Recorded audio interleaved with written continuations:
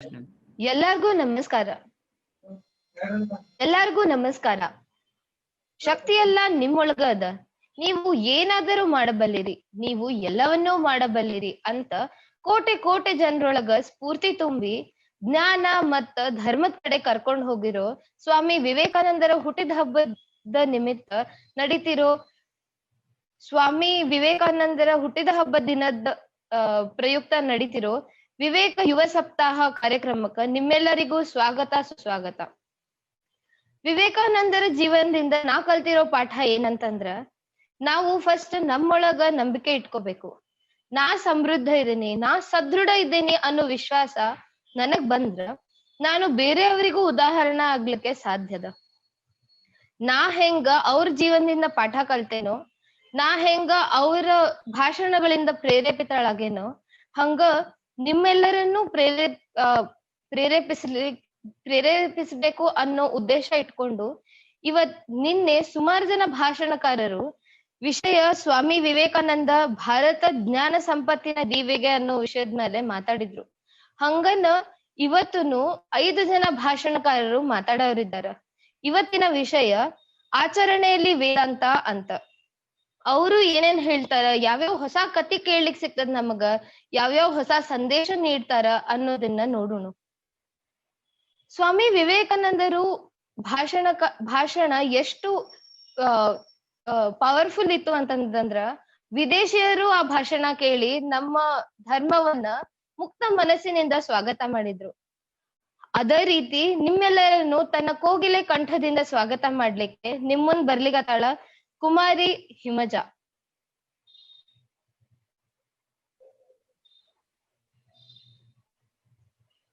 ಎಲ್ಲರಿಗೂ ನಮಸ್ಕಾರಗಳು. ನಾನು ಹಿಮಾಜಾ. ನಾನು ಇಂಜಿನಿಯರಿಂಗ್ ಫಸ್ಟ್ ಇಯರ್ ಓದ್ತಾ ಇದ್ದೀನಿ.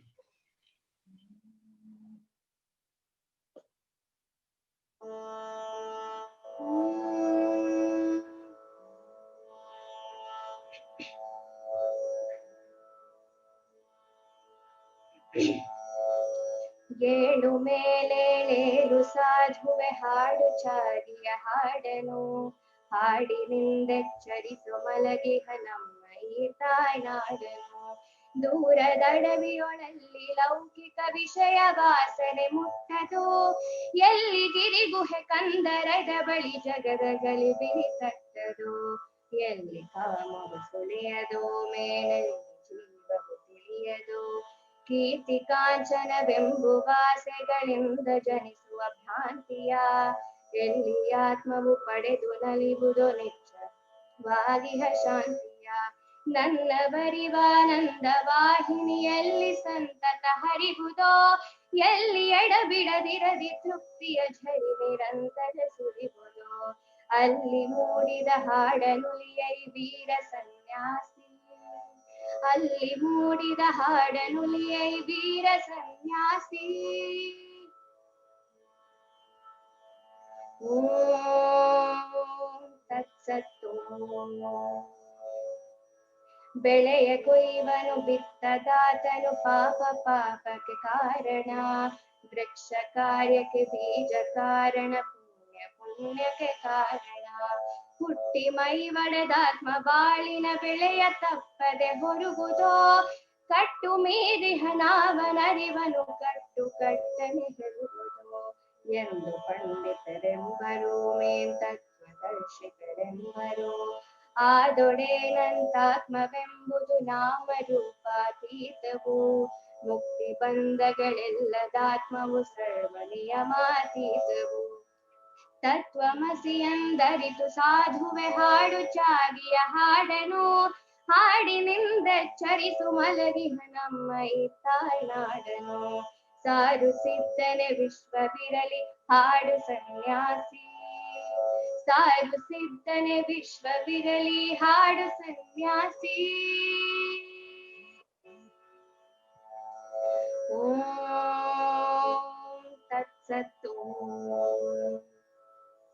ಶಾಂತಿ ಸರ್ವರಿಗಿರಲಿ ಉಲಿಯೈ ಜೀವ ಜಂತುಗಳಾಳಿಗೆ, ಹಿಂಸೆಯಾಗದೆ ಇರಲಿ ಎನ್ನೆಂದಲ್ಲಿ ಸೊಗದಲಿ ಬಾಳುಗೆ. ಬಾನೊಳಾಡುವ ನೆಲದೊಳೋಡುವ ಸರ್ವರಿಗೂ ಆನಾನಹೇ, ನಾಕ ನರಕಗಳೆನಿಸುತ್ತೂಗಲಿ ಮನದೆ ಮನದಿಂದೂರುವೆ. ದೇಹ ಬಾಳಲಿ ಬೀಳಲಿ ಅದು ಕರ್ಮ ನದಿಯಲಿ ತೇಲಲಿ. ಕೆಲರು ಹಾರಗಳಿಂದ ಸಿಗದಿರು ಪೂಜಿಸಿ ಬಾಗಲಿ. ಕೆಲರು ಕಾಲಿಂದೊದೆದು ನೂಕಲಿ ಕುಡಿಯು ಹೊಡಿಯೊಳೆ ಹೋಗಲಿ. ಎಲ್ಲ ಒಂದಿರಲಾರು ಹೊಗಳುವರಾರು ಹೊಗಳಿಸಿಕೊಂಬರು. ನಿಂದಿಪರೆಲ್ಲ ಕೂಡಲು ಯಾರು ನಿಂದೆಯರುಂಬರು. ಪಾಶಗಳ ಕಿಡಿ ಬಿಸುಡು ಕಿತ್ತಡಿ ಹಾಡು ಸನ್ಯಾಸಿ. ಪಾಶಗಳ ಕಿಡ ಬಿಸುಡು ಕಿತ್ತಡಿ ಹಾಡು ಸನ್ಯಾಸಿ. ಓಂ ತತ್ಸತ್. ಎಲ್ಲಿ ಕಾಮಿನಿ ಎಲ್ಲಿ ಕಾಂಚನ ದಾಸ ನೆಲೆಯಾಗಿರುವುದೋ. ಸತ್ಯವೆಂಬುವುದಲ್ಲಿ ಸುಳಿಯದು ಎಲ್ಲಿ ಕಾಮವು ಇರುವುದೋ. ಅಲ್ಲಿ ಮುಕ್ತಿಯು ನಾಚಿ ತೋರದು ಎಲ್ಲಿ ಸುಳಿಯುವುದೋ ಭೋಗವು. ಅಲ್ಲಿ ತೆರೆಯದು ಮಾಯ ಬಾಗಿಲನಲ್ಲಿಹುದು ಭವರೋಗವು. ಎಲ್ಲಿ ನೆಲೆಸದು ಜಾಗವೋ ದಿಟವಲ್ಲಿ ಸೇರದು ಯೋಗವೋ. ಗಗನವೇ ಮನೆ ಹಸುರೆ ಹಾಸಿಗೆ ಮನೆಯ ಸಾಲ್ವದೆ ಚಾಗಿಗೆ. ಹಸಿಯೋ ಬಿಸಿಯೋ ಬಿದಿಯು ಕಟ್ವಾಹಾರವೆನ್ನುವ ಯೋಗಿಗೆ. ಏನು ತಿಂದರೆ ಏನು ಕುಡಿದರೆ ಏನು ಆತ್ಮಕ್ಕೆ ಕೊರತೆಯೇ. ಸರ್ವ ಪಾಪವ ತಿಂದು ತೇಗುವ ಗಂಗೆಗೆ ಕೊನೆ ಕೊರತೆಯೇ. ನೇನು ಮಿಂಚೈ ನೇನು ಸಿಡಿಲೈ ಮೊಳಗು ಸನ್ಯಾಸಿ. ನೇನು ಮಿಂಚೈ ನೇನು ಸಿಡಿಲೈ ಮೊಳಗು ಸನ್ಯಾಸಿ. ಓಂ ತತ್ಸತ್. ನಿಜವನರಿತವರೆಲ್ಲ ಕೆಲವರು ನಗುವರುಳಿತವರೆಲ್ಲರೂ. ನಿನ್ನ ಕಂಡರೆ ಹೇ ಮಹಾತ್ಮನೆ ಕುರುಡರೇನನು ಬಲ್ಲರು. ಗಣಿಸದವರನು ಹೋಗು ಮುಕ್ತನೆ ನೀನು ಊರಿಂದೂರಿಗೆ. ಸೊಗವ ಬಯಸದೆ ಅಳಲಿ ಕಲುಕದೆ ಕತ್ತಲಲಿ ಸಂಚಾರಿಗೆ. ನಿನ್ನ ಬೆಳಗನ್ನು ನೀಡಲೆ ಸಂಸಾರ ಮಾಯೆಯ ದೂಡಲೆ. ಇಂತು ದಿನ ದಿನ ಕರ್ಮ ಶಕ್ತಿಯು ಮುಗಿವವರೆಗೂ ಸಾಗಲೈ. ನಾನು ನೀನುಗಳಲಿದು ಆತ್ಮದೊಳುಳಿದು ಕಡೆಯೊಳೆ ಹೋಗಲೈ. ಏಳು ಮೇಲೇಳೇಳು ಸಾಧುವೆ ಹಾಡು ಚಾಗಿಯ ಹಾಡನು. ಹಾಡಿನಿಂದೆಚ್ಚರಿಸು ಮಲಗಿಹ ನಮ್ಮ ಈ ತಾಯ್ನಾಡನು. ತತ್ವಮಸಿಯಂದರಿತು ಹಾಡೈ ಧೀರ ಸನ್ಯಾಸಿ. ತತ್ವಮಸಿಯಂದರಿತು ಹಾಡೈ ಧೀರ ಸನ್ಯಾಸಿ. ಓಂ ತತ್ಸತ್. ಓಂ ತತ್ಸತ್. ಓಂ ತತ್ಸತ್.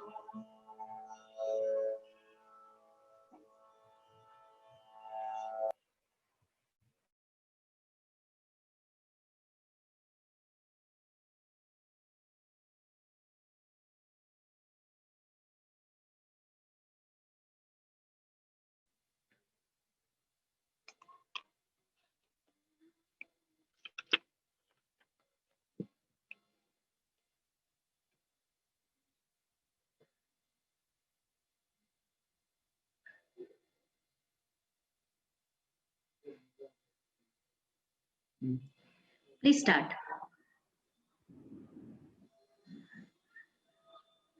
ಜನನೀಂ ಶಾರದಾಂ ದೇವಿ ರಾಮಕೃಷ್ಣಂ ಜಗದ್ಗುರು ಪಾದ ಪದ್ಮೇತ ಪ್ರಯೋಶ್ಚತ್ವ ಪ್ರಣಮಾಮಿ ಮುಹುರ್ಮುಹುಃ.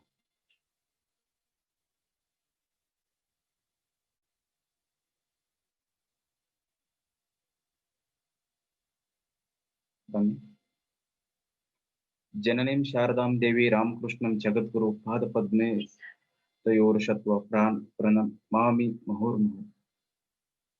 ಎಲ್ಲರಿಗೂ ಶುಭ ಮುಂಜಾನೆಯ ನಮಸ್ಕಾರಗಳು. ನಾನು ಕರ್ನಾಟಕ ವಿಶ್ವವಿದ್ಯಾಲಯದ ಅರ್ಥಶಾಸ್ತ್ರದ ದ್ವಿತೀಯ ವಿಭಾಗದಲ್ಲಿ ಓದುತ್ತಿದ್ದು, ಇವತ್ತು ಆಕಾಶ್ ಕಂಬಳೆ ಅಂತ.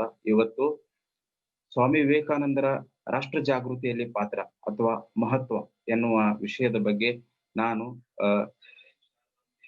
ಎಲ್ಲರೊಂದಿಗೆ ಚರ್ಚಿಸಲಿದ್ದೀನಿ. I have great faith in you youngs. ನನಗೆ ವಿಶ್ವಾಸವಿದ್ದರೆ ನಿಮ್ಮ ಯುವಕರ ಮೇಲೆ ಮಾತ್ರ, ಮುದುಕರ ಮೇಲಲ್ಲ. ಸ್ವಾಮಿ ವಿವೇಕಾನಂದರು ತಮ್ಮ ಉನ್ನತ ವಿಚಾರಗಳಿಂದ, ತಮ್ಮ ಅಧ್ಯಯನದಿಂದ, ತಮ್ಮ ರಾಷ್ಟ್ರದ ಮೇಲಿರುವ ಭಕ್ತಿಯಿಂದ, ತಮ್ಮ ರಾಷ್ಟ್ರದ ಮೇಲಿರುವ ಪ್ರೇಮದಿಂದ ಅವರು ಸಾಕಷ್ಟು ವಿಚಾರಗಳು ತಮ್ಮ ಕೆಲವು ಜೀವನದ ಅವಧಿಯಲ್ಲಿ ನಮ್ಮ ದೇಶಕ್ಕೆ ಹಾಗೂ ಇತರ ಎಲ್ಲಾ ದೇಶಗಳಿಗೆ ಮನಸ್ಸಿಗೆ ನಾಟುವಂತೆ ಈ ದೇಶದ ಸಂಸ್ಕೃತಿಯನ್ನು, ಈ ದೇಶದ ಪರಂಪರೆಯನ್ನು, ಈ ದೇಶದ ವಿಚಾರ ಶಕ್ತಿಯನ್ನು, ಈ ದೇಶದ ಕಲೆಯನ್ನು, ಈ ದೇಶದ ಬೆಲೆಯನ್ನು ಇಡೀ ಜಗತ್ತಿಗೆ ಪರಿಚಯಿಸುವಲ್ಲಿ ಮಹತ್ವದ ಪಾತ್ರವನ್ನ ಹೊಂದಿ ಅದನ್ನು ಅದಮ್ಯವಾಗಿ ನವಚೇತನವಾಗಿ ಬೆಳೆಸಿದವರಾಗಿದ್ದಾರೆ. ಸ್ವಾಮಿ ವಿವೇಕಾನಂದರು ಎಂದರೆ ಒಂದು ಶಕ್ತಿ ಅಲ್ಲ, ಅದು ಒಂದು ಶಕ್ತಿಯೊಡನೆ ಒಂದು ಯುಕ್ತಿಯೊಡನೆ ಆಗಿ ಒಂದು ಭಕ್ತಿ.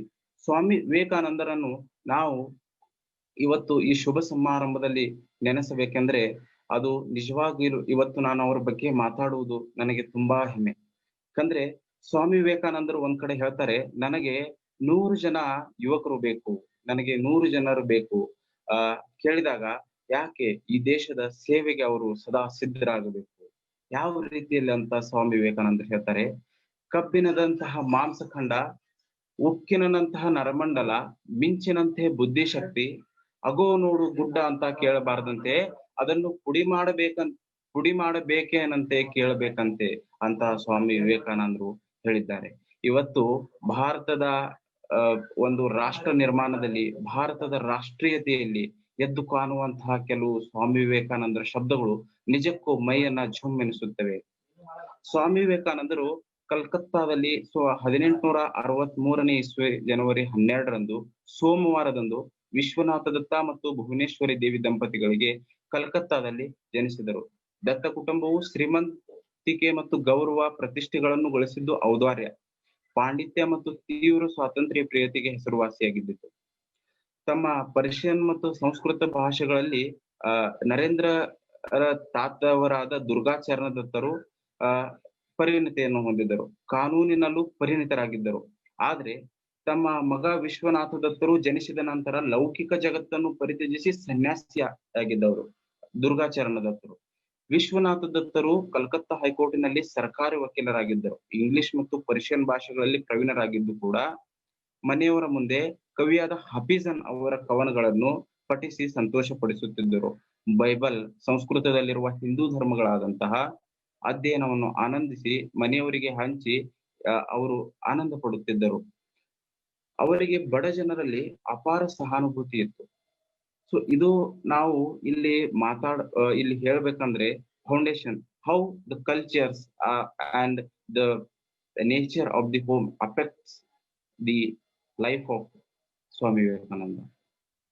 ಮೊಟ್ಟ ಮೊದಲಿಗೆ ಸ್ವಾಮಿ ವಿವೇಕಾನಂದರು ಈ ಭಾರತದ ರಾಜಕೀಯ ಸಂಸ್ಕೃತಿಯನ್ನು, ಸಾಮಾಜಿಕ ಸಂಸ್ಕೃತಿಯನ್ನು, ಆರ್ಥಿಕ ಸಂಸ್ಕೃತಿಯನ್ನು, ಧಾರ್ಮಿಕ ಸಂಸ್ಕೃತಿಯನ್ನು ಅರ್ಥ ಮಾಡುವಾಗ ಸುಮಾರು ತಮ್ಮ ಬಾಲ್ಯದಿಂದಲೇ ಅನೇಕ ರೀತಿಯಾದ ಅಭ್ಯಾಸಕ್ಕೆ ಒಳಗಾಗಿದ್ದರು. ಯಾವ ರೀತಿ ಅಂದರೆ ಅಧ್ಯಾತ್ಮದ ಬಗ್ಗೆ ಸಹಜವಾಗಿದ್ದ ಒಲವು ಸ್ವಾಮಿ ವಿವೇಕಾನಂದರು ಪ್ರಾಚೀನ ಧಾರ್ಮಿಕ ಸಂಪ್ರದಾಯಗಳಲ್ಲಿ ಗೌರವ ಒಂದು ಕಡೆ, ಇನ್ನೊಂದೆಡೆ ಮೊನಚಾದ ಬುದ್ಧಿಶಕ್ತಿಯೊಂದಿಗೆ ವಿಮರ್ಶೆ ಮಾಡುವಂತಹ ಶಕ್ತಿ.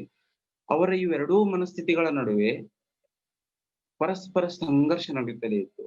ಈ ಸಂದಿಗ್ಧ ಸ್ಥಿತಿಯಲ್ಲಿ ಆಗಿನ ಸಾಮಾಜಿಕ ಧಾರ್ಮಿಕ ಕ್ರಾಂತಿಗೆ ಪ್ರಖ್ಯಾತವಾಗಿದ್ದ ಬ್ರಹ್ಮ ಸಮಾಜ ನಿರಾಕಾರ ಬ್ರಹ್ಮದಲ್ಲಿ ನಂಬಿಕೆಯನ್ನು ಇಟ್ಟುಕೊಂಡಿತ್ತು. ಮೂರ್ತಿ ಪೂಜೆಯನ್ನು ಬಹಿಷ್ಕರಿಸಿದ್ದಲ್ಲದೆ ವಿವಿಧ ರೀತಿಯ ಸಾಮಾಜಿಕ ಸುಧಾರಣೆಗಳಿಗೆ ಹೆಸರಾಂತವಾಗಿತ್ತು. ನರೇಂದ್ರರು ಪ್ರಖ್ಯಾತರಾದ ಧರ್ಮ ಪ್ರಚಾರಕರನ್ನು ಭೇಟಿಯಾದರೂ ಸಹ ದೇವರ ಅಸ್ತಿತ್ವದ ಬಗ್ಗೆ ಇವರ ಪ್ರಶ್ನೆಗಳಿಗೆ ಸಮರ್ಪಕವಾದ ಯಾವ ಉತ್ತರಗಳು ಸಿಗಲಿಲ್ಲ. ಅವರಲ್ಲಿ ಆಧ್ಯಾತ್ಮಿಕ ಘರ್ಷಣೆಯನ್ನು ಮತ್ತಷ್ಟು ವೃದ್ಧಿಗೊಳಿಸಿತು. ಸ್ವಾಮಿ ವಿವೇಕಾನಂದರ ಈ ಆಧ್ಯಾತ್ಮಿಕ ವೃತ್ತಿ, ದೇವರ ಬಗೆಗಿನ ಒಲಿವು ಮುಂದೆ ರಾಷ್ಟ್ರ ನಿರ್ಮಾಣದಲ್ಲಿ, ರಾಷ್ಟ್ರದ ಜಾಗೃತಿಯಲ್ಲಿ, ನಮ್ಮ ದೇಶದ ಪರಂಪರೆಯಲ್ಲಿ, ನಮ್ಮ ಧಾರ್ಮಿಕತೆಯಲ್ಲಿ, ನಮ್ಮ ಆಚಾರ ವಿಚಾರಗಳಲ್ಲಿ, ನಮ್ಮ ನಂಬಿಕೆಗಳಲ್ಲಿ ಒಂದು ಮಹತ್ವವಾದ ಸ್ಥಾನವನ್ನು ಸ್ವಾಮಿ ವಿವೇಕಾನಂದರ ಆಲೋಚನಾತ್ಮಕವಾಗಿ, ವಿಮರ್ಶಾತ್ಮಕವಾಗಿ, ಅವಲೋಕನಾತ್ಮಕವಾಗಿ ಅವರು ನಮ್ಮ ದೇಶದ ಸಂಸ್ಕೃತಿಯನ್ನು ಬೆಳೆಸುವಲ್ಲಿ, ನಮ್ಮ ಧರ್ಮದ ಮಹತ್ವವನ್ನು ವಿವಿಧ ದೇಶಗಳಿಗೆ ತಿಳಿಸುವಲ್ಲಿ ಮಹತ್ವದ ಪಾತ್ರವನ್ನು ವಹಿಸುತ್ತಾರೆ. ನಂತರ ಸಮಾಜ ಮತ್ತು ಶಿಕ್ಷಣ, ಸಾಮಾಜಿಕ ಕೆಲವು ನಂಬಿಕೆಗಳು, ಸಾಮಾಜಿಕ ಚಟುವಟಿಕೆಗಳು, ಸಮಾಜವನ್ನು ನಾವು ಭಾರತೀಯ ಪರಂಪರೆಯತೆಯೊಂದಿಗೆ ಯಾವ ರೀತಿಯಲ್ಲಿ ನಡೆಸುತ್ತಿದ್ದೇವೆ, ನಮ್ಮ ಭಾರತ ದೇಶದಲ್ಲಿರತಕ್ಕಂತಹ ಬಡತನ, ಅದರಲ್ಲಿ ಬಂದಂತಹ ಬಂಗಾಳದ ಕ್ಷಾಮ, ಈ ಎಲ್ಲಾ ಒಂದು ರೀತಿಯ ಸನ್ನಿವೇಶಗಳಿಗೆ ತಕ್ಕಂತೆ ಸ್ವಾಮಿ ವಿವೇಕಾನಂದರು ಪೂರ್ತಿಯಾಗಿ ಭಾರತ ದೇಶದ ಉದ್ಧಾರಕ್ಕಾಗಿ ಅವರು ತುಂಬಾ ಪರಿಶ್ರಮಿಸುತ್ತಾರೆ. ಅವರು ಮೊದಲಿಗೆ ತಮ್ಮ ಮನಸ್ಸಿನಲ್ಲಿ ಅಂದುಕೊಳ್ಳುತ್ತಾರೆ, ಈ ಭಾರತ ದೇಶವನ್ನು ನಾವು ಬೆಳೆಸಬೇಕು, ಇದ್ದು ಉಳಿಸಬೇಕು. ಯಾವ ರೀತಿಯಾಗಿ ಅಂದರೆ ಸಾಮಾಜಿಕವಾಗಿ, ಆರ್ಥಿಕವಾಗಿ, ಧಾರ್ಮಿಕವಾಗಿ, ಪಾರಂಪರಿಕವಾಗಿ, ಶೈಕ್ಷಣಿಕವಾಗಿ, ಆಚರಣಾತ್ಮಕವಾಗಿ, ವಿವೇಚನಾತ್ಮಕವಾಗಿ. ಸ್ವಾಮಿ ವಿವೇಕಾನಂದರು ಹೇಳಿದ್ದು ಅಷ್ಟಿಷ್ಟಲ್ಲ. ಸಾಮಾಜಿಕವಾಗಿ ಅವರು ಧಾರ್ಮಿಕವಾಗಿ ವಿಶ್ವ ಧರ್ಮ ಸಮ್ಮೇಳನದಲ್ಲಿ ಸುಮಾರು ಅವರು 5 ಪದಗಳಿಂದ ಅವರು ಆವಾಗ ಭಾಷಣ ಮಾಡಿದ್ದು ಕೊನೆಗೆ, ಅಂದ್ರೆ ಲಾಸ್ಟ್ ಸೆಷನ್ ಅಲ್ಲಿ. ಬಟ್ ಆ 5ನೇ ಸೆಷನ್ ಅಲ್ಲಿ ಅವರ 5 ವಾಕ್ಯಗಳು, brothers and sisters of America, ಈ ಒಂದು ಇದು ನಮ್ಮ ಭಾರತದ ಸಂಸ್ಕೃತಿಯನ್ನು ಎತ್ತಿ ತೋರಿಸುವಂತಹ ಈ 5 ಪದಗಳಿಗೆ ಸುಮಾರು ಅಂದಿನ ಕಾಲದಲ್ಲಿ ಸ್ವಾಮಿ ವಿವೇಕಾನಂದರ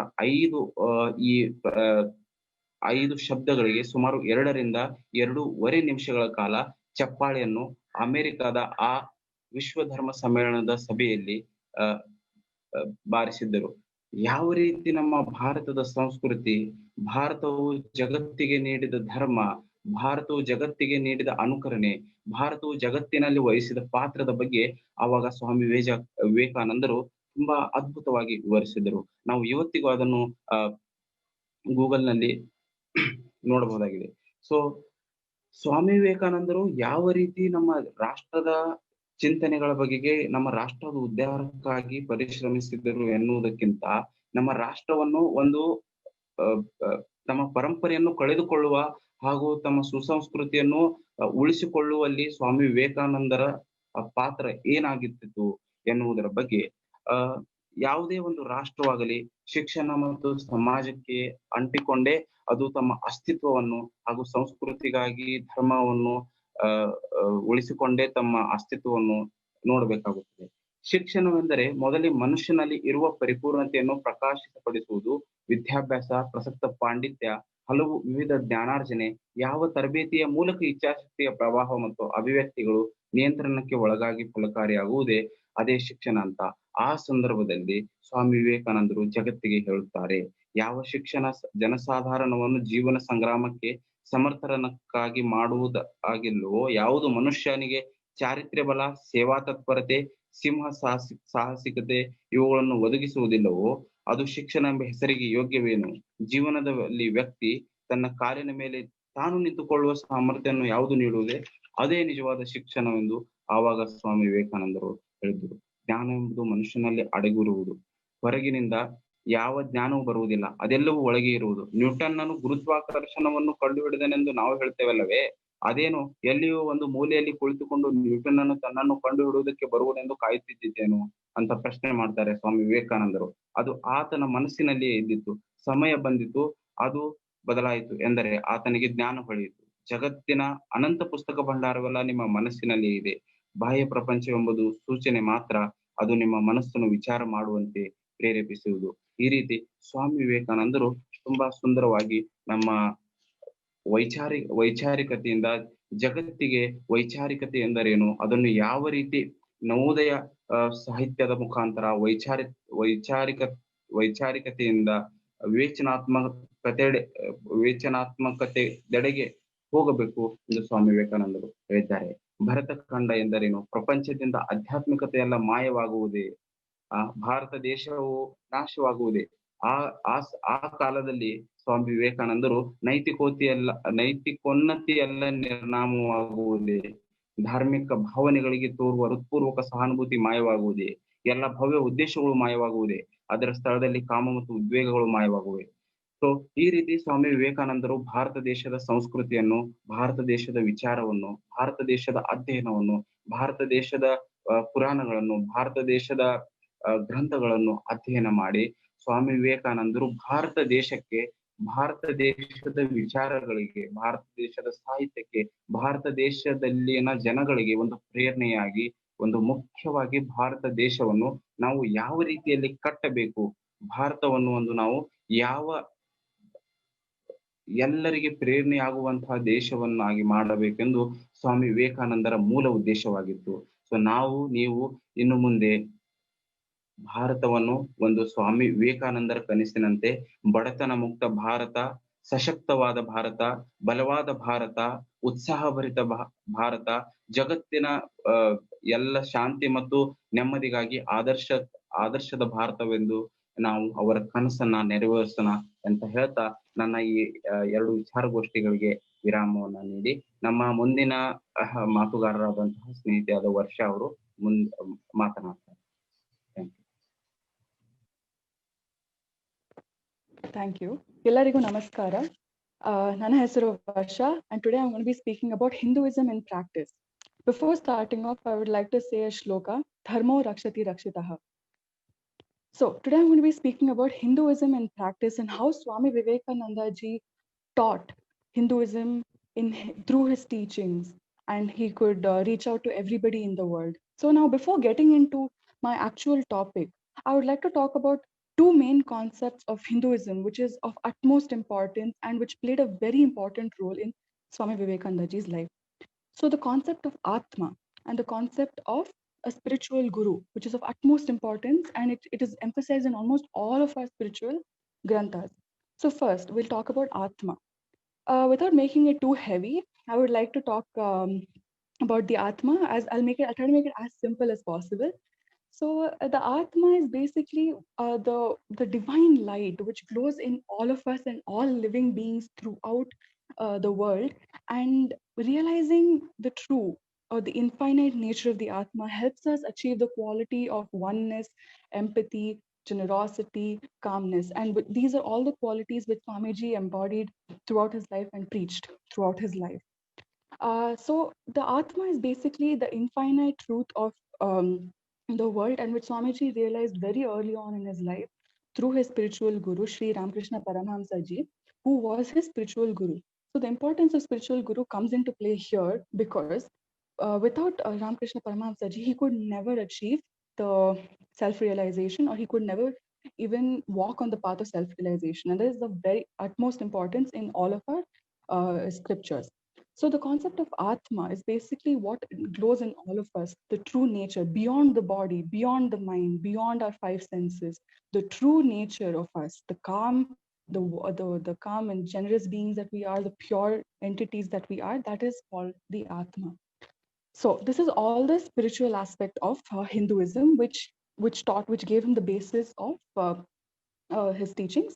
Now I would like to go on and talk about some qualities of Swamiji which are very well known to us. One is the quality of Swamiji was his practicality.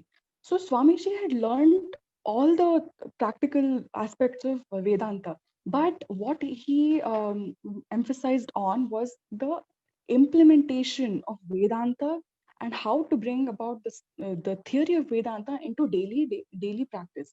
So, as we know, that theory is very good indeed. Of course, everyone knows the theory, everyone knows what Vedanta is, everyone has read the Bhagavad Gita, but how do we actually bring it into everyday practice? That is what Swamiji had set out to do, to teach us how to implement the laws of Vedanta in our everyday life. And he emphasized so much on the daily practice of Vedanta, so much so that he said that mere theory is a waste of time and none of you can achieve anything without the actual practical use of Vedanta. So Vedanta basically tells us that life and Vedanta are not 2 different things. He basically emphasized on the Vedanta and life being one, or oneness of Vedanta and life. The second quality I would like to talk about Swamiji's was that his emphasis on action. And even in the Bhagavad Gita, as we know, Bhagavad Gita, we've all read the Bhagavad Gita, and in the Karma Yoga, Krishna says that inaction with passion leads to no results. So even Swamiji was preaching the same Karma Yoga through his words in a very simplified manner. Mere inaction with passion and being idle leads nowhere. So Swamiji and Sri Krishna in Bhagavad Gita says that action, passion, and work, daily nitya karma and nishkama karma leads to success and achieving the goal you're set out to achieve. Now, this is about the few qualities about Swamiji. Now, I would like to talk about his actual main um, goal. That is, he was a mentor, or he performed the role of a spiritual guru to the youth of our country. So, I would like to talk about Swami Vivekananda ji as an unfailing mentor for our youth. So, thinking men all over the world feel that the bright future of our world depends on the understanding by the whole human race of the true nature of a man, which is Sat Chit Ananda. Sat Chit Ananda means the divine nature of a man. Man suffers from the crushing weight of his own self-image. He could not but create such an image as a result of his own upbringing, his environment, and his own limiting thoughts. He's caught up, as it were, in a cocoon of his own limited ideas and attitude. Nevertheless, he can come out of this narrow and trivial existence and reveal his true nature of divine being, which is also called as Sat Chit Ananda, which is the basis of all our Hindu scriptures. Sat Chit Ananda is the self-realization of our divine soul, which resides in all of us. Now, here comes the relevance of Vedantas and the teachings of Swami Vivekananda ji. All his speeches and writings still throb a rare spiritual power. His message imparts dignity, respect to man, however degraded and downtrodden he might be in life. It gives him immense faith and courage. The inspirational qualities of his teachings can never fade, as it has an eternal touch and it holds the eternal truth. Divinity of the soul and faith on oneself, unity of existence and universality of outlook, harmony, religion, brotherhood of man, and service of God in man. These are some of the fundamental ideas Swamiji taught in all his teachings. Swami Vivekananda structured a philosophy to live by through all these aspects. In the light of the truth embedded in his teaching, Swamiji wanted young men and women to bring about the regeneration of India by awakening the spiritual being inside them. That is, God is within you. That's what he said in every one of his teachings, that God is within you. Awaken that God within you, and you will need no external guidance. All the guidance you need is within you. So the youths today are restless, though they have glorious ends to meet and they have all the energy there is. Youth basically have all the energy. As we grow old, our energy decreases. So he focused mainly on youth because youth hold most of the power there is in the country, and only youth are capable of bringing the nation to its full glory. But though the youth have all the power, they're restless today. Why? Because they fall prey to all these external limiting thoughts and substance abuse and everything, which is why Swami Vivekananda ji tells that he we should w- that we should realize the true God within us. So next, I would like to talk about what his main goal was. Swami Vivekananda ji's main goal was to kindle the divine spark in a man. So in order to accomplish his mission effectively, Swamiji found it imperative to awaken the latent souls or the spiritual powers of a man, to enkindle the dormant divine consciousness in him. Swamiji was never tired of reminding man of his essential divine nature. He, in fact, dined the message of spiritual dimension of human personality into the ears of everybody. He repeatedly pointed out that man is not just the body and mind, but also much beyond the physical organism. He is not helpless, limited. He's not a limited being as he deems himself to be. He is birthless, deathless, the glorious child of the immortal bliss, that is the Atma or the Brahman, which is another name of Atman referred in the Taittiriya Upanishad. Every man is basically his main thing in life is to rediscover his divine nature. So when spiritually awakened, man is capable of solving his problems, others' problems, and not only attains a spiritual outlook in life, but also a strong character, a graceful manners, and a strong mind and humane spirit. This is what Swamiji set out to do in his life. So now I would like to end by quoting one of Swamiji's very famous quotes, where one of his very famous lines: "All power is within you. You can do anything and everything. Believe that you can. Do not believe that you are weak. You can do anything and everything without even the guidance of anyone. All power is there within you. Arise, awake, and manifest the divinity within you, and everything will harmoniously arrange around you." And again, he goes on to say, awaken from the weakness. None of you are really weak. The soul is infinite, omnipotent, and omniscient. Stand up, assert yourself, proclaim God is within you. Teach yourselves, teach everyone the real nature. Call upon the sleeping soul and see how it awakens. Power will come to you, glory will come, goodness will come, purity will come, and everything that is excellent will come. And the sleeping soul will will become the self-consciousness. So thank you, everybody. Namaste.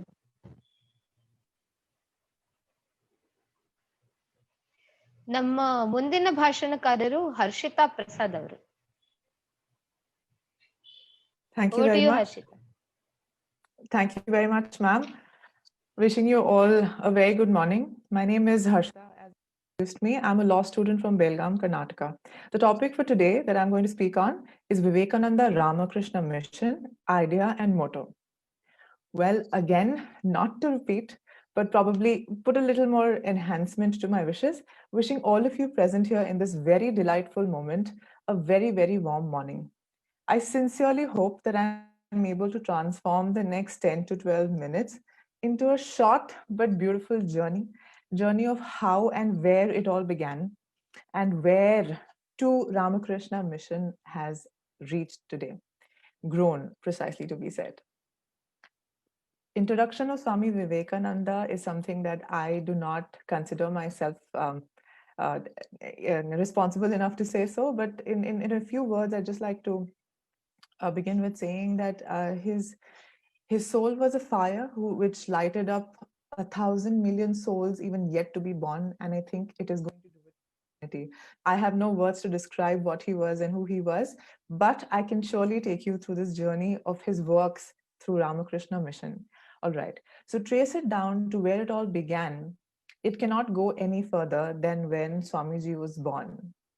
So it goes straight down there to his birth, precisely where the stepping stone of this mission was kept.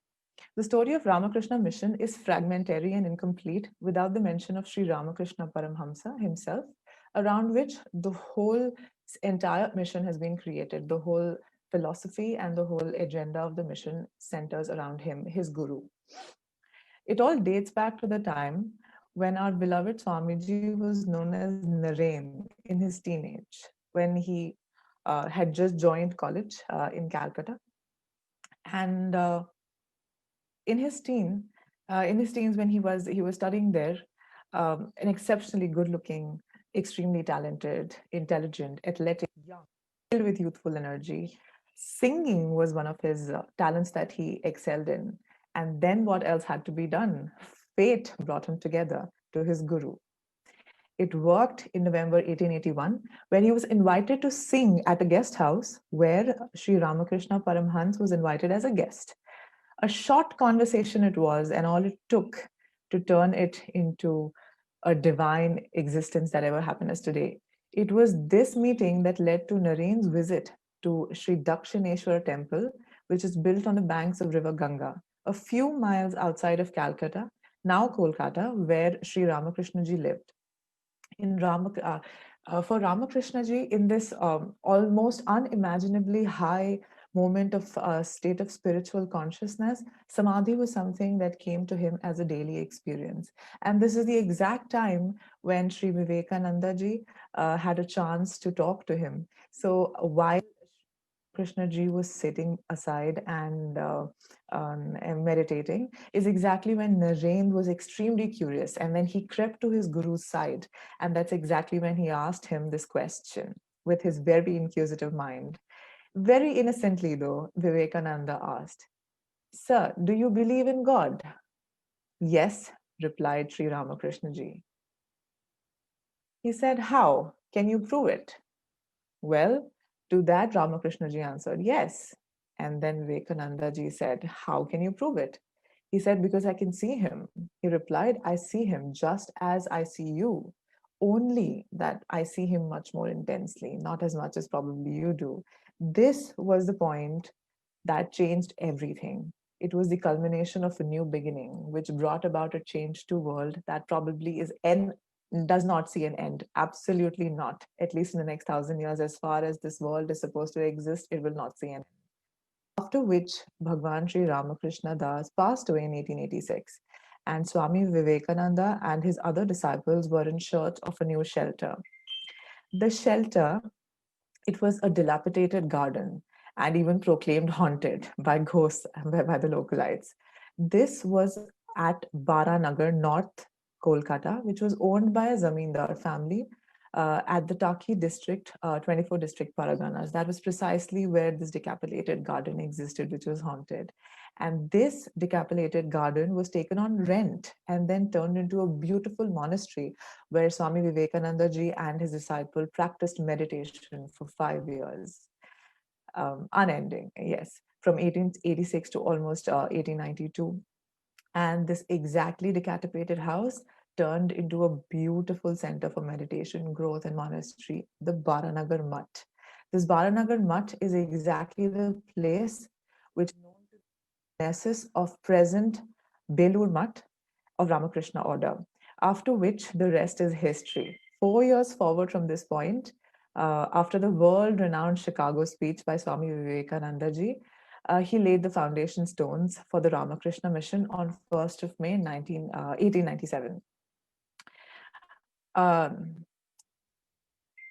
Sorry, I think there's a network problem. You're fine. We can hear you.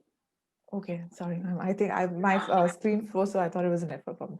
Okay, the Ramakrishna operates on basically two core principles of the worldwide spiritual movement. The cores being the Ramakrishna Mutt and the Ramakrishna Mission. These twin organizations are basically the power source of the Vedanta movement, which is headquartered at Belur Mutt on the bank of this mighty, beautiful river Ganga. The movement aims at the harmony of all religions, whether it's of the East, whether of the West, whether modern or ancient. Even that basically of the development of all human faculties all around the world, crossing all social inequalities and aiming at peace above all. It aims at spiritual development of human and mankind without any distinctions and discrimination of caste, color, creed, or even nationality for that matter. So Ramakrishna Mission originally was known as the Ramakrishna Mission Association, and it was registered under the Registration of Societies Act 21 1860, after which it was officially taken up as an organization. The mission and vision of this magnanimous organization can only and only be described perfectly in the words of Swamiji by his own. So to begin with, he described the mission, vision of this organization as, basically he said, to preach unto mankind their divinity and how to make manifest in every movement in life. No Hansaha Prachodayata. May the Paramatma Supreme Self, symbolized by the swan, that is the Hamsa, awaken the higher understanding. This was his vision, and my God, what a vision to behold. And hence the Belur Mutt is now a growing center where it's glowing and carrying Swamiji's vision of the higher human understanding all across the globe with shining message of goodwill, peace, and harmony. Well, the mission statement is even more delighting. Atmano mokshartham jagaditayacha, for one's own liberation and welfare of the world. This aphoristic dictum was basically given by Swamiji to actualize the above vision that we spoke about before this.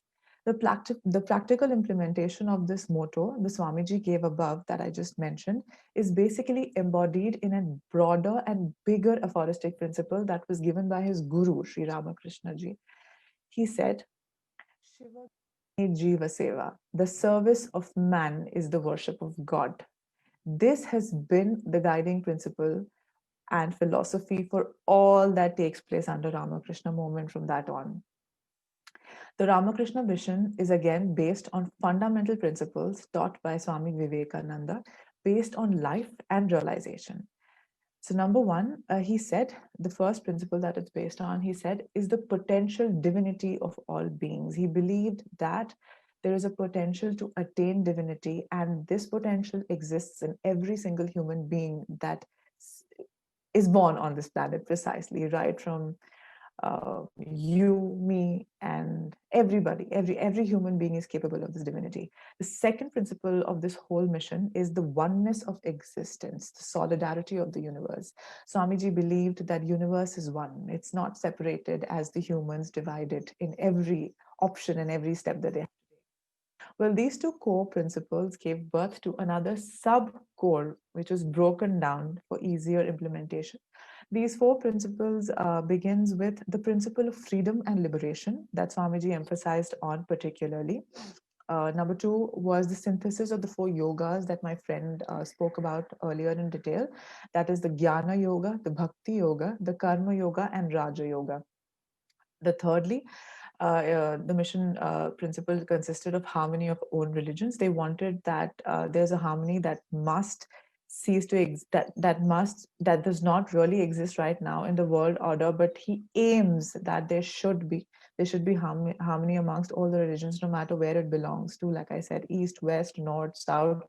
Within India, there's so many religions that people practice across the world. There must exist a harmony, is what they aimed at, and also a harmony of the human and divine, secular and the sacred, is the fourth sub-core principle of the principle that I spoke about.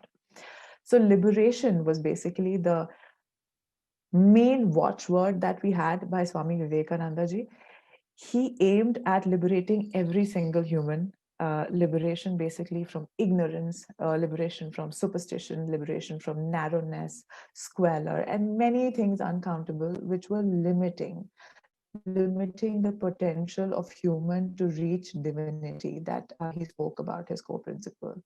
So he realized the liberation is both individual and collective. It's not just on an individual basis, it is on a collective basis as well. Swamiji realized that the unity of individual and the collective through a vision which he had while he was practicing yoga at Almora, deep hidden in Himalayas. That's where he had a vision about this concept of oneness that he preached everywhere. So he said that he promoted oneness of microcosm basically being the individual being Vyashti, and the macrocosm being Samashti, the collective of people. And this, he said, is all in one. We are not separated. We are all collective and as one.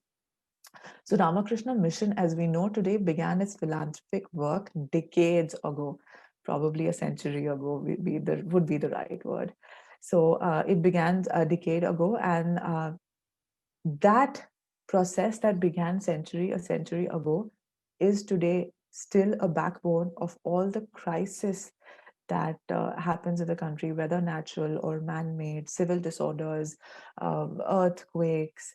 Just to begin and give an example of what it has done, and one of the oldest missions that it undertook was under Sister Nivedita and her and other monks, was this plague relief in Kolkata in 1899, where they worked endlessly to benefit whoever was affected by it, selflessly working day and night. Flood relief by the Ramakrishna Mission began more than a century ago with massive floods of Bhagalpur. I don't even think many of us know about that. That's how old Ramakrishna Mission has been doing all its philanthropic activities.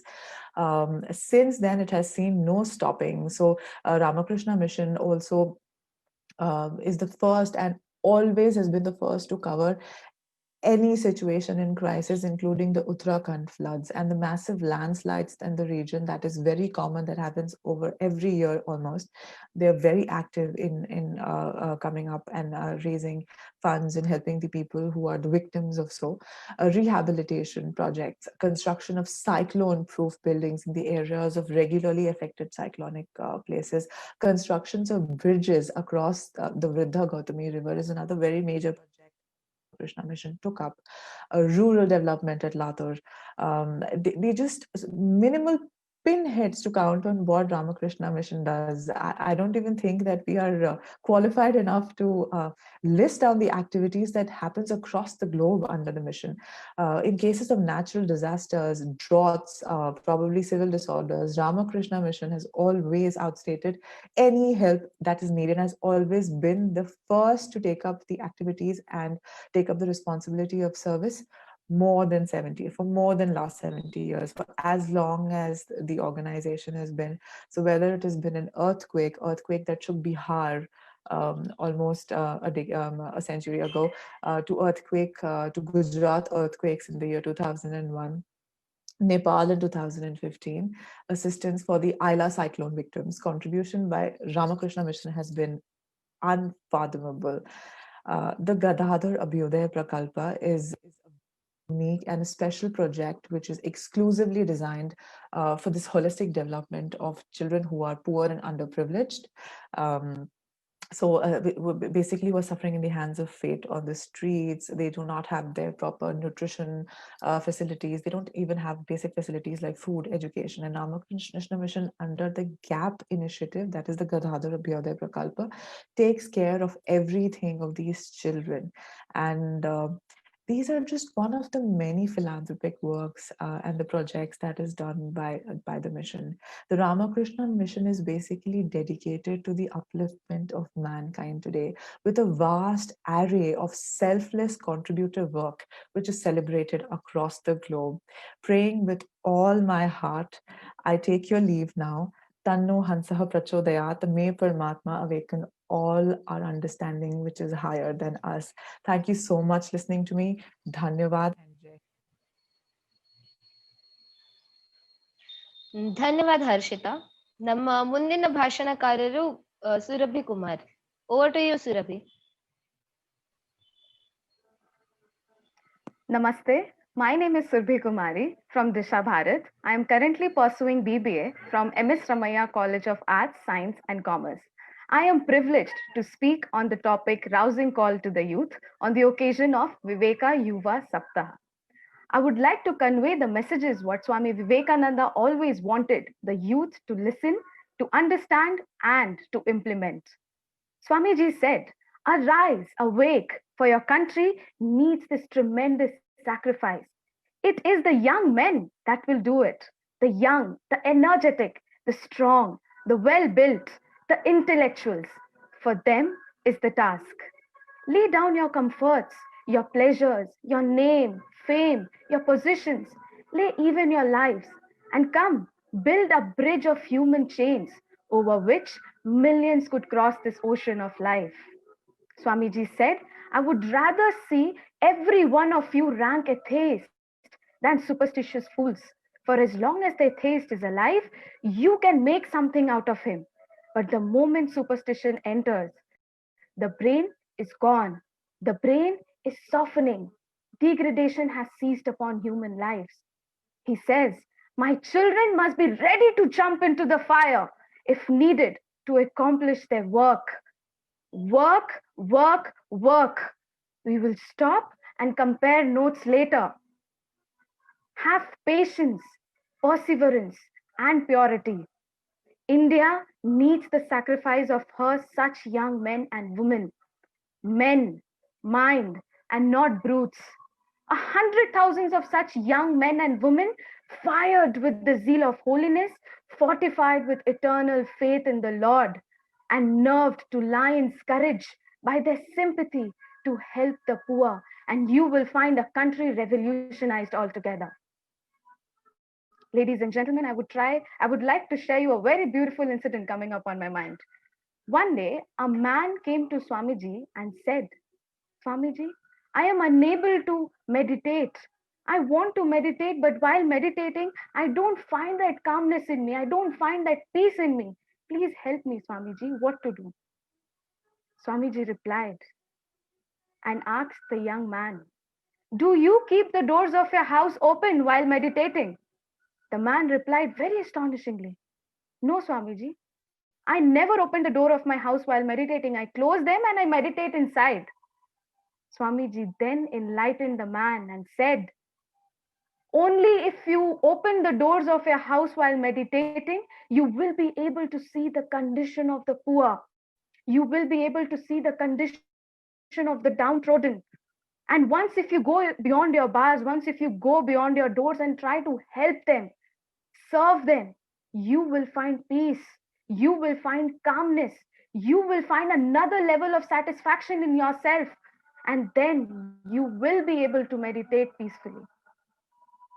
Therefore, ladies and gentlemen, I hope you understood the gist behind the incident. We should always and always find our way to serve others. Serving others is good for our mental health. Serving others is good for our emotional well being. Serving others is good for our self esteem.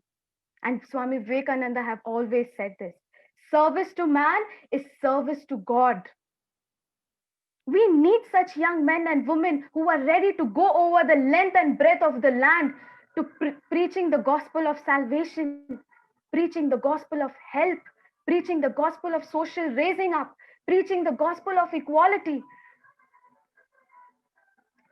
Brothers and sisters, Swamiji has rested his confidence on us, on you all, the younger generation, the modern generation. He says, out of these generation will come out his workers who will work out every problem like lions. Men and women, these are needed. Everything else will be ready. Everything else will be ready. Everything else will be good to go. But strong, vigorous, believing young men and women, sincere to the backbone, are wanted. 100 of such, and the world becomes revolutionized. I would take this opportunity to share a very wonderful incident.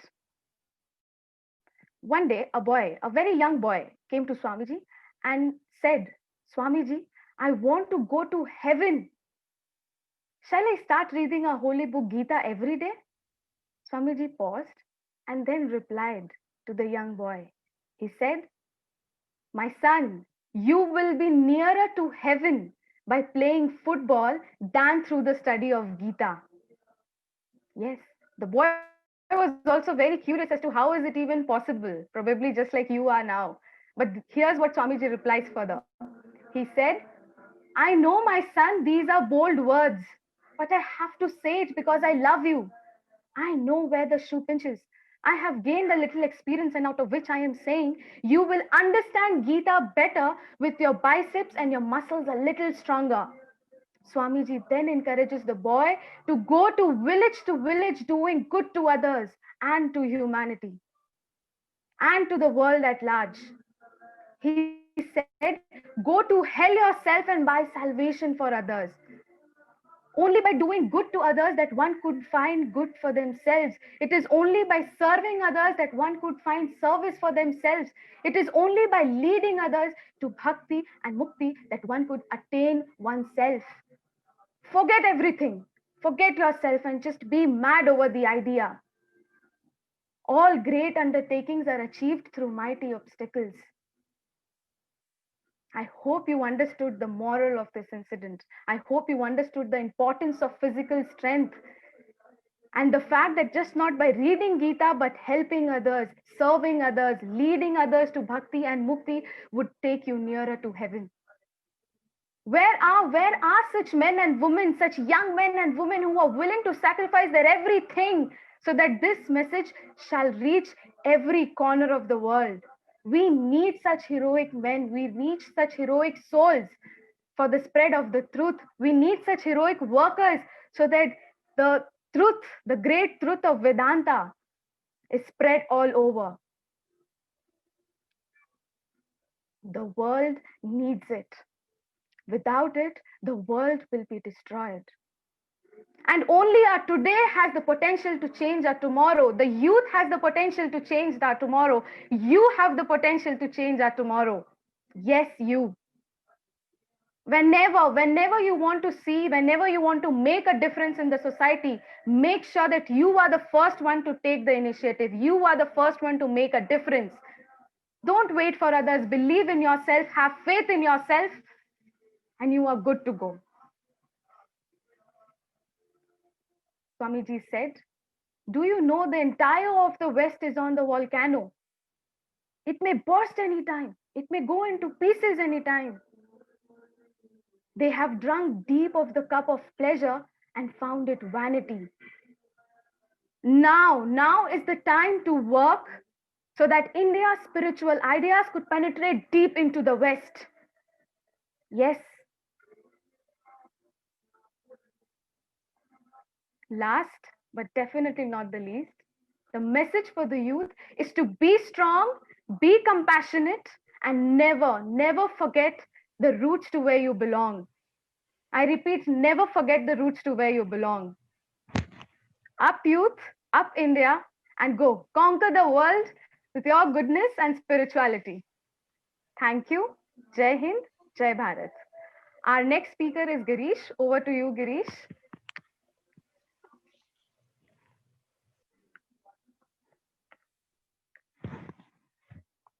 ಜನನೀಂ ಶಾರದಾಂ ದೇವೀಂ ರಾಮಕೃಷ್ಣಂ ಜಗದ್ಗುರುಂ ಪಾದಪದ್ಮೆ ತಯಶ್ರತ್ವ ಪ್ರಣಮಾಮಿ ಮುಹುರ್ಮುಂ ರತ್ನಾಕರಾಂ ದೌತಪದಾಂ ಹಿಮಾಲಯಂ ಕಿರೀಟಿನೀಂ ಬ್ರಹ್ಮರಾಜರ್ಷಿ ರತ್ನಾಢ್ಯಾಂ ಒಂದೇ ಭಾರತ ಮಾತರಂ.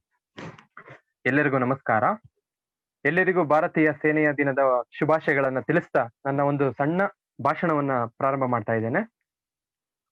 ಸ್ವಾಮಿ ವಿವೇಕಾನಂದರು ಅತ್ಯಂತ ಶ್ರೇಷ್ಠ ಜ್ಞಾನವನ್ನು ಹೊಂದಿದ್ರು. ಸ್ವಾಮಿ ವಿವೇಕಾನಂದರು ತುಂಬಾ ಜನರನ್ನ ಭೇಟಿ ಮಾಡಿದ್ರು, ತುಂಬಾ ಜನ ದಿಗ್ಗಜರನ್ನ ಭೇಟಿ ಮಾಡಿದ್ರು ಅಂತ ಹೇಳಲಿಕ್ಕೆ ನನ್ಗೆ ಇಷ್ಟ ಆಗ್ತದೆ. ಸ್ವಾಮಿ ವಿವೇಕಾನಂದರು ತಮ್ಮ ಪಾರ್ಲಿಮೆಂಟ್ ಆಫ್ ರಿಲಿಜಿಯನ್ಸ್ ಅದನ್ನ ಮುಗಿದ ಮೇಲೂ ಅದಕ್ಕಿಂತ ಮುಂಚೆನೂ ತುಂಬಾ ಜನ ದಿಗ್ಗಜರನ್ನ ಭೇಟಿ ಮಾಡಿದ್ರು. ಫ್ರೀಡಮ್ ಫೈಟರ್ಸ್ ಆಗಿರ್ಬೋದು, ಹಾಗೇನೆ ತುಂಬಾ ಜನ ಗ್ರೇಟ್ ಅಚೀವರ್ಸ್ ಆಗಿರ್ಬೋದು, ಅವ್ರನ್ನೆಲ್ಲ ಭೇಟಿ ಮಾಡಿದ್ರು. ಅವ್ರ ಬಗ್ಗೆ ಮಾತಾಡ್ಲಿಕ್ಕೆ ಒಂದು ಸಣ್ಣ topic, Swami Vivekananda meeting the elite ಅಂತ ಒಂದು ಸಣ್ಣ ಟಾಪಿಕ್ ಅನ್ನ ತೆಗೆದುಕೊಂಡಿರ್ತೇನೆ. ದಿಗ್ಗಜರ ಭೇಟಿ ಅಂತ ಒಂದು ಸಣ್ಣ ಟಾಪಿಕ್. ಪ್ರಪ್ರಥಮವಾಗಿ ಬಾಲ್ ಗಂಗಾಧರ್ ತಿಲಕ್ ಅವರ ಜೊತೆ ಒಂದು ಸ್ವಾಮಿ ವಿವೇಕಾನಂದರವರ ಭೇಟಿ ಹೇಗಿತ್ತು ಅಂತ ನೋಡೋಣ. ಸ್ವಾಮಿ ವಿವೇಕಾನಂದರವರು 1892ರಲ್ಲಿ ಪುಣೆ ಬೌಂಡ್ ಟ್ರೈನ್ ಅಲ್ಲಿ ಬಾಲ್ ಗಂಗಾಧರ್ ತಿಲಕ್ ಅವ್ರನ್ನ ಭೇಟಿ ಮಾಡ್ತಾರೆ. Following year Swamiji addressed parliament of world religions and ಅವನು ತುಂಬಾ ಫೇಮಸ್ ಆಗ್ತಾರೆ ಪಾರ್ಲಿಮೆಂಟ್ ಆಫ್ ವರ್ಲ್ಡ್ ರಿಲಿಜಿಯನ್ಸ್ ಆದ್ಮೇಲೆ. ಹಾಗೇನೆ ಈ will keep on in touch with ball Gangadhar Tilak, ಹಾಗೇನೆ ಅದರ್ ಫ್ರೀಡಮ್ ಫೈಟರ್ಸ್ ಆಲ್ಸೋ. ಮತ್ತೆ ಇನ್ನೊಮ್ಮೆ ಭೇಟಿ ಮಾಡ್ತಾರೆ 1897 ಆಗಸ್ಟ್ 14ನೇ ತಾರೀಕು ಒಂದು ಟ್ರೈನ್ ಅಲ್ಲಿ ಭೇಟಿ ಮಾಡ್ತಾರೆ.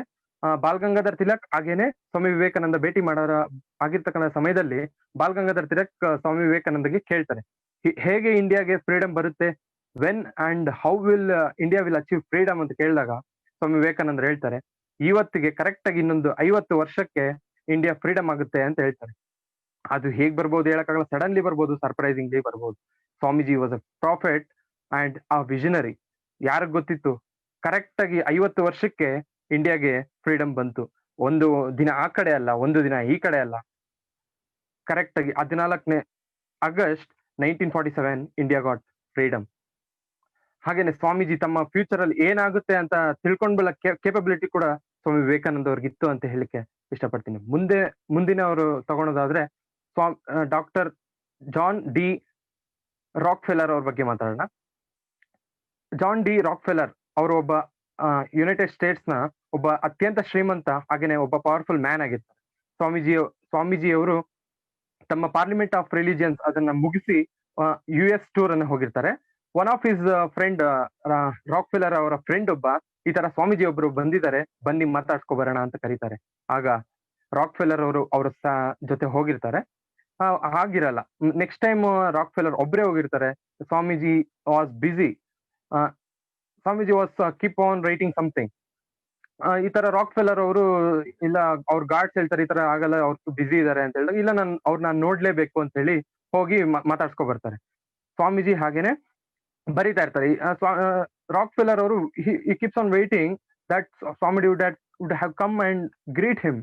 ಸ್ವಾಮೀಜಿ ಬಂದು ಮಾತಾಡ್ತಾರೆ ಅಂತ ಕಾಯ್ತಾ ಇರ್ತಾನೆ. But Swamiji he keeps on writing. After completion of his work he came. ಹಾಗೇನೆ ಬಂದು ಮಾತಾಡಿಸ್ತಾರೆ. And he started telling some stories about his past that ಇವ್ರಿಗೆ ರಾಕ್ಫೆಲ್ಲರ್ಗೆ ಗೊತ್ತಿರಲ್ಲ. ಆ ತರ ಒಂದು ಫ್ಯಾಸಿನೇಟಿಂಗ್ ಸ್ಟೋರಿಯನ್ನ ಹೇಳ್ತಾ ಹೋಗ್ತಾರೆ. ಅದನ್ನ ಕೇಳಿ ರಾಕ್ಫೆಲ್ಲರ್ಗೆ ಸರ್ಪ್ರೈಸ್ ಆಗೋಗುತ್ತೆ.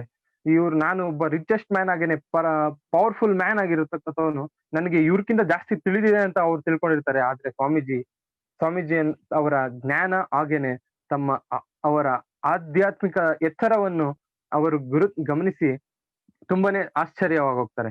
ಹಾಗೇನೆ ಸ್ವಾಮೀಜಿ ಒಂದು ವರ್ಡ್ ಹೇಳ್ತಾರೆ, the wealth you have accumulated is not yours, it's others. You have to serve others and God's realisation is more important than anything else ಅಂತ ಹೇಳ್ತಾರೆ. ಅದನ್ನ ಕೇಳಿ ಇವ್ರಿಗೆ ರಾಕ್ ಫಿಲ್ಲರ್ ಅವ್ರಿಗೆ ತುಂಬಾನೇ ಬೇಜಾರು ಕೂಡ ಆಗುತ್ತೆ. ಹಾಗೇನೆ ಸ್ವಲ್ಪ ಅವ್ರ ಜ್ಞಾನದ ಬಗ್ಗೆ ತುಂಬಾ ಅರಿವು ಮೂಡುತ್ತೆ. ಏನಕ್ಕೆ ಅಂದ್ರೆ ಇವ್ರೇನು ಈ ಸ್ವಾಮೀಜಿ ಈ ತರ ಹೇಳ್ಬಿಟ್ರು, ನನ್ನ ವೆಲ್ತ್ ನನ್ನದಲ್ಲ ಅಂತ ಹೇಳ್ಬಿಟ್ರಲ್ಲ. ಹಾಗೇನೆ ಕೇಳ್ತಾರೆ, ನಾನು ತುಂಬಾ ಶ್ರೀಮಂತ ಅಂತ ಹೇಳ್ತಾನೆ ಸ್ವಾಮೀಜಿಗೆ. ಆಗ ಸ್ವಾಮೀಜಿ ಹೇಳ್ತಾರೆ, ಯಾರ ಹತ್ರ ವೆಲ್ತ್ ಇರುತ್ತೋ ಅದು ಅವ್ರು ಶ್ರೀಮಂತ ನಿಮ್ಮ ದೇಶದಲ್ಲಿ, ಯಾರ ಹತ್ರ ವೆಲ್ತ್ ನ ಕೊಡ್ತಾನೋ ಅವರು ನಮ್ಮ ದೇಶದಲ್ಲಿ ಶ್ರೀಮಂತ ಅಂತ ಸ್ವಾಮೀಜಿ ಅವನಿಗೆ ಹೇಳ್ತಾನೆ ಅಂತ ಹೇಳಕ್ ಇಷ್ಟಪಡ್ತೇನೆ. ಹಾಗೇನೆ ರಾಕ್ ಫಿಲ್ಲರ್ ಮತ್ತೆ ಅವರ ಜ್ಞಾನ ಹೇಗೆ ಕನ್ವಿನ್ಸ್ ಆಯ್ತು, ನಮ್ಮ ಸ್ವಾಮೀಜಿ ಅವರ ಮಾತುಗಳು ಅವನಿಗೆ ಕನ್ವಿನ್ಸ್ ಆಗಿ ಅವರು ಒಂದು ಚಾರಿಟೀಸ್ಗೆ ಈ ತರ ಬಿಗ್ ಅಮೌಂಟ್ ಅನ್ನ ಕೊಡೋದಕ್ಕೆ ಮುಂದಾಗ್ತಾರೆ. ಅದನ್ನ ಬಂದು ಸ್ವಾಮಿಗೆ ಹೇಳಿದಾಗ, ಸ್ವಾಮೀಜಿ ನಾನು ಈ ತರ ಕೊಡ್ತಾ ಇದ್ದೀನಿ, ನಿಮ್ಗೆ ಇದು ಗ್ರೇಟ್ಫುಲ್ ಅಲ್ವಾ ಅಂತ ಕೇಳಿದಾಗ ಸ್ವಾಮೀಜಿ ಹೇಳ್ತಾರೆ, ಇದು ನನ್ನ ಗ್ರೇಟ್ಫುಲ್ ಅಲ್ಲ, ಇದು ನಿನಗೆ ಗ್ರೇಟ್ಫುಲ್, ನೀನು ಮುಂದೆ ಇದು ನಿನಗೆ ಸಲ್ಲುತ್ತೆ ಅಂತ ಹೇಳ್ತಾರೆ. ಇದು ರಾಕ್ ಫೆಲ್ಲರ್ ಅವರ ಜೊತೆ ಒಂದು ಭೇಟಿ. ಸ್ವಾಮಿ ವಿವೇಕಾನಂದರವರ ಮುಂದಿನ ಭೇಟಿ ಅವರು ಬಂದು ಸ್ವಾಮಿ ರಾಮತೀರ್ಥ ಅವರ ಬಗ್ಗೆ ಮಾತಾಡೋಣ. ಸ್ವಾಮಿ ರಾಮತೀರ್ಥ ಈಸ್ ಎ ಮ್ಯಾಥಮೆಟಿಷಿಯನ್. ಅವರ ಮೊದಲನೇ ಹೆಸರು ತೀರ್ಥರಾಮ ಗೋಸ್ವಾಮಿ ಅಂತ ಇರುತ್ತೆ. ಸ್ವಾಮೀಜಿ ಅವರು ಭೇಟಿ ಆಗೋಕ್ಕಿಂತ ಮುಂಚೆ ಆ ಹೆಸರಲ್ಲಿ ಇರುತ್ತೆ. ಸ್ವಾಮೀಜಿ ಭೇಟಿ ಆದ ನಂತರ ಅವರು he become admirer of Swami Vivekananda ಅಂತ ಹೇಳ್ಬೋದು. ಸ್ವಾಮೀಜಿ ಅವರ ಭೇಟಿ ಆದ ನಂತರ ಅವರು ತುಂಬಾ ಒಳ್ಳೆ ಫಿಲಾಸಫರ್ ಆಗ್ತಾರೆ.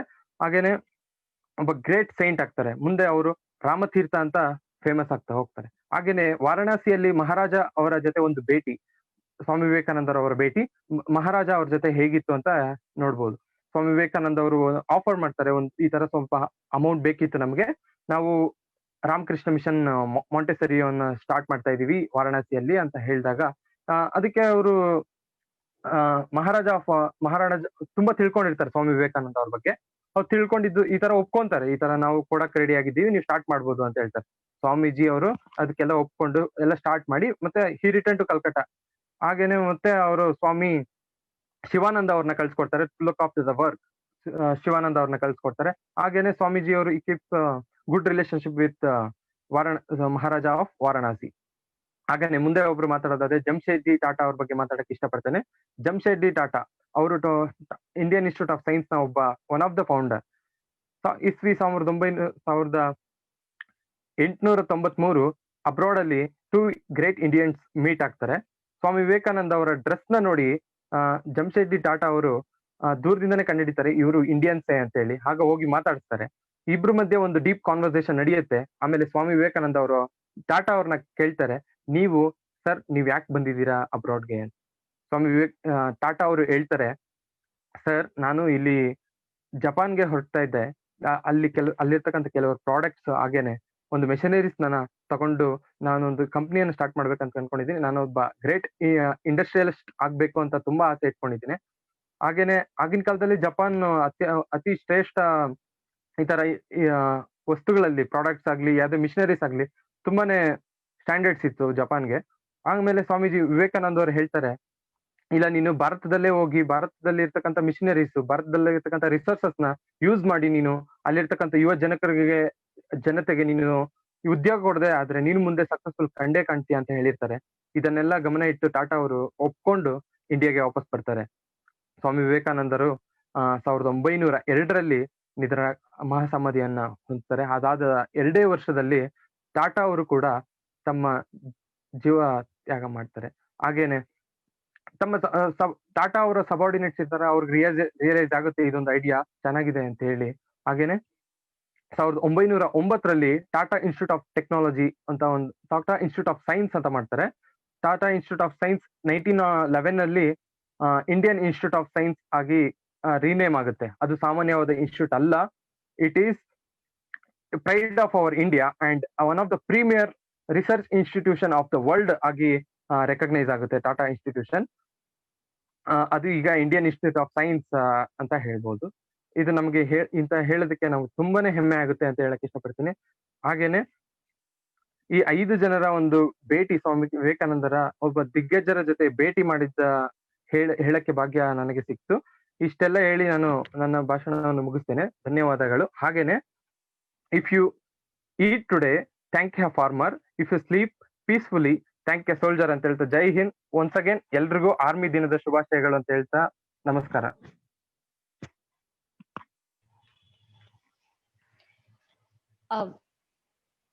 ಧನ್ಯವಾದಗಳು ಗಿರೀಶ್. ಸ್ವಾಮಿ ವಿವೇಕಾನಂದರು ಬರೀ 39 ವರ್ಷ ಬದುಕಿದ್ರು 1000 ಪೀಳಿಗೆಗಳ ಆಗುವಷ್ಟು ಜ್ಞಾನ ಭಂಡಾರನ ನಮ್ಗೆಲ್ಲರಿಗೂ ಕೊಟ್ಟು ಹೋಗ್ಯಾರ. ನಾನು ಸಣ್ಣಕ್ಕಿದ್ದಾಗಿಂದ ವಿವೇಕಾನಂದರ ಕಥೆಗಳನ್ನ ಕೇಳ್ಕೋತಾ ಬೆಳೆದ್ರುನು ಇವತ್ತು ಹೊಸ ಹೊಸ ಕಥೆಗಳು ಕೇಳಲಿಕ್ ಸಿಕ್ತು. ಹೊಸ ಹೊಸ ವಿಷಯಗಳನ್ನ ತಿಳ್ಕೊಂಡ್ವಿ. ಹೊಸ ಹೊಸ ಕನಸುಗಳು ಅವ್ರದ್ದು ಹೆಂಗ್ ನನಸ್ ಮಾಡ್ಬೇಕು ಅನ್ನೋದನ್ನ ತಿಳ್ಕೊಂಡ್ವಿ. ಇಂತ ಅದ್ಭುತವಾದ ಕಾರ್ಯಕ್ರಮ ಸಾಧ್ಯ ಮಾಡಿಕೊಟ್ಟ ಇವತ್ತಿನ ಎಲ್ಲಾ ಭಾಷಣಕಾರರಿಗೂ ಹಂಗೆ ಇವತ್ತಿನ ಎಲ್ಲ ನಮ್ಮ ವೀಕ್ಷಕರಿಗೂ ಹೃತ್ಪೂರ್ವಕ ಧನ್ಯವಾದಗಳು.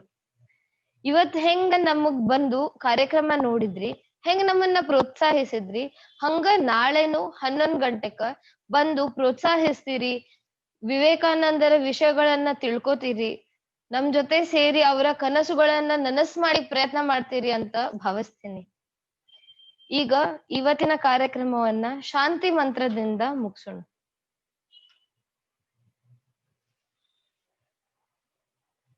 ಸರ್ವೇ ಭವಂತು ಸುಖಿನಃ, ಸರ್ವೇ ಸಂತು ನಿರಾಮಯಾ, ಸರ್ವೇ ಭದ್ರಾಣಿ ಪಶ್ಯಂತು, ಮಾ ಕಶ್ಚಿತ್ ದುಃಖ ಭಾಗ್ ಭವೇತ್.